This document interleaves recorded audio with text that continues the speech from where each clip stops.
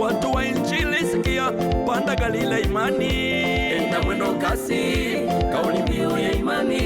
Kwa imani inawezekana, popote tunaingia. imani, imani, imani imara. Enda mwendo kasi, kauli mbiu ya imani. Kwa imani inawezekana, popote tunaingia. Hivyo basi piga start, toa penye break, panga gia, piga on, kanyaga moto, macho mbele, tule spidi kama zote. Roho Mtakatifu kama uvumi wa upepo. Jamani, Bwana Yesu asifiwe. Mungu wa mbinguni awabariki sana. Tumetoka kidogo nje ya mji wa Katoro hapa. Tumekuja kupunguza kuchoka angalau.